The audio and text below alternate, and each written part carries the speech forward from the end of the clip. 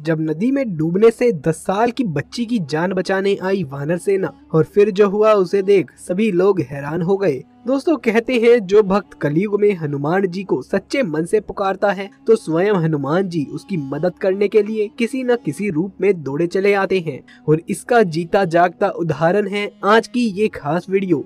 यदि दोस्तों आप भी हनुमान जी को मानते हैं तो नीचे कमेंट बॉक्स में सबसे पहले जय श्री राम जरूर लिखें। ये तो सब जानते हैं कि हनुमान जी का दूसरा रूप धरती पर वानर को माना जाता है। लोग आज भी बंदरों को हनुमान जी के रूप में पूजते हैं और उनकी सेवा करते हैं। ऐसा ही कुछ हुआ उत्तर प्रदेश के छोटे से गांव में, जहां पर बंदरों को भगवान के रूप में पूजा जाता है।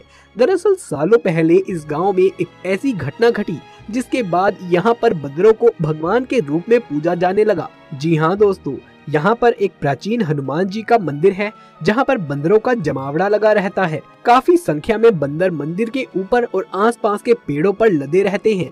बताया जाता है कि इस मंदिर के पास एक नदी बहती है।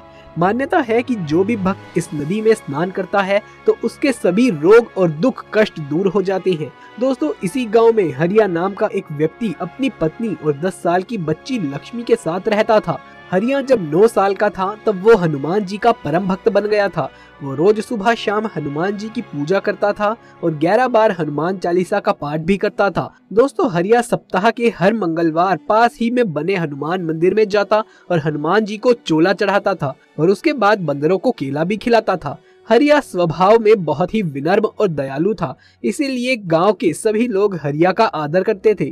दोस्तों, एक बार हरिया की बेटी लक्ष्मी बारिश के मौसम में अपने दोस्तों के साथ मंदिर के पास वाली नदी के नजदीक खेलने लगी। बच्चों ने खेलते खेलते लक्ष्मी को धक्का दे दिया, जिसकी वजह से लक्ष्मी नदी में जा गिरी।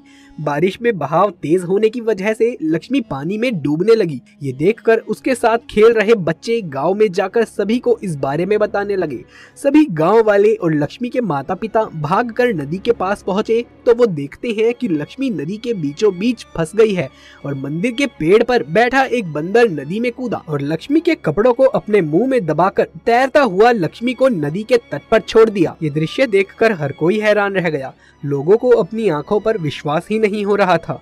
इसके बाद लक्ष्मी के माता पिता रोते रोते बंदरों का शुक्रिया अदा करने लगे।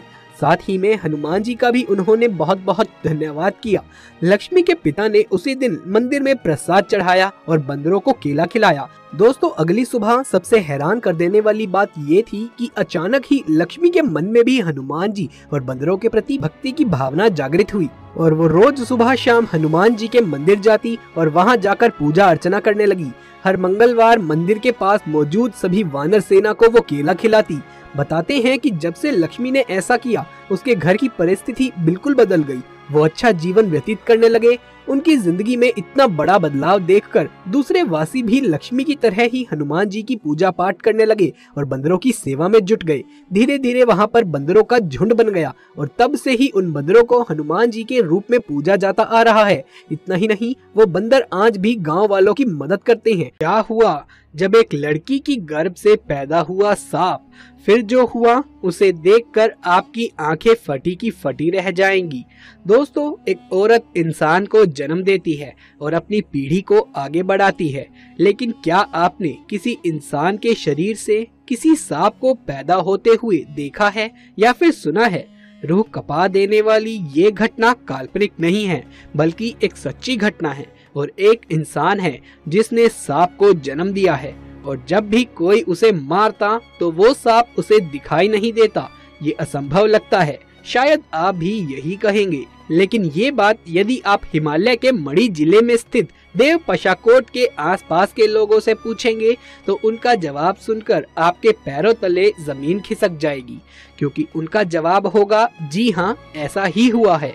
कमाल की बात तो ये है कि यहाँ आपको कुछ ऐसी भी बातें सुनने को मिलेंगी जिन्हें जानकर आप शायद यकीन नहीं करेंगे, लेकिन जो कुछ भी उनका मानना है वो शुरू से आखिरी तक जानेंगे तो आप भी इस बात को मानने के लिए मजबूर हो जाएंगे और चमत्कार के आगे सर झुका देंगे।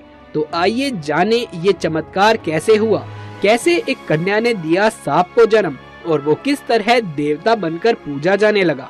देव पशाकोट मंदिर से 15 किलोमीटर की दूरी पर मराड नाम का एक स्थान है। ये सत्य घटना हमें वहीं के रहने वाले अमित कुमार जी ने बताई है।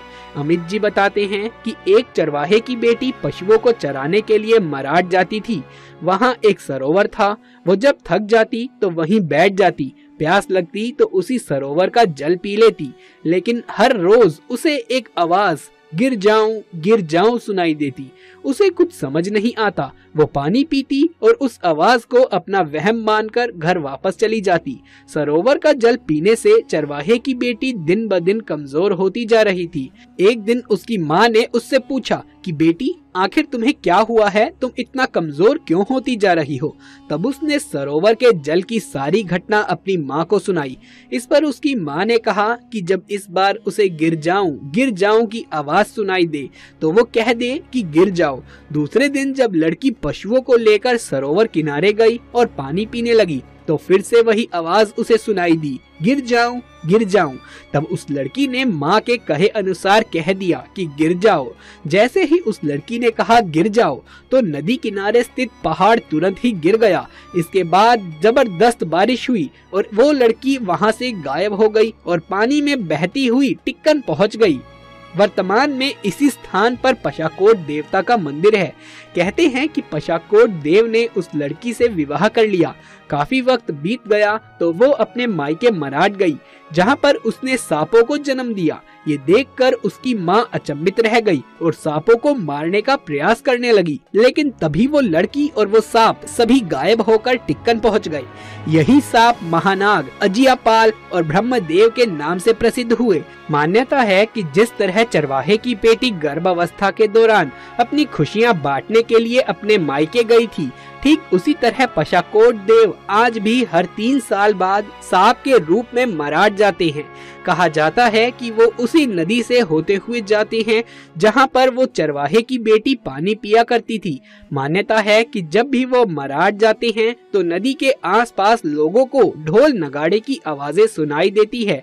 हालांकि ये आवाजें कहां से आती है इसका आज तक कोई भी पता नहीं लगा सका। हर 3 साल पर देव पशाकोट की यात्रा निकलती है जो कि मराठ जाती है। मान्यता है कि इसमें गांव के प्रत्येक घर से किसी न किसी सदस्य का शामिल होना बेहद जरूरी होता है। लोग इस यात्रा में शामिल होकर पशाकोट को प्रणाम करके मन्नतों का धागा बांधते हैं। कहते हैं कि पशाकोट देवता की इस यात्रा में शामिल होने वाले भक्तों की झोली कभी भी खाली नहीं रहती। आज भी जब ये यात्रा मलाड पहुंचती है तो उस फटे हुए पत्थर में सांप ही सांप दिखाई देते हैं। वहीं जब ये यात्रा वापस टिक्कन आती है तो श्रद्धालुओं को सांप के रूप में पशाकोट देवता के दर्शन होते हैं। तो दोस्तों, आपकी इस घटना के बारे में क्या राय है, नीचे कमेंट बॉक्स में लिख करके जरूर से बताइएगा। यदि ये वीडियो पसंद आया हो तो इसे एक लाइक करके अपने दोस्तों और रिश्तेदारों में ज्यादा से ज्यादा शेयर कर दें। यदि आगे भी ऐसे वीडियोस देखते रहना चाहते हैं तो हमारे चैनल को सब्सक्राइब करके पास वाले बेल आइकन को भी प्रेस कर लीजिए। महादेव शिव के सच्चे भक्त कमेंट बॉक्स में हर हर महादेव अवश्य से लिख दीजिए। जल्द मुलाकात होगी आपसे किसी अगली वीडियो में। तब तक के लिए आप सभी का धन्यवाद।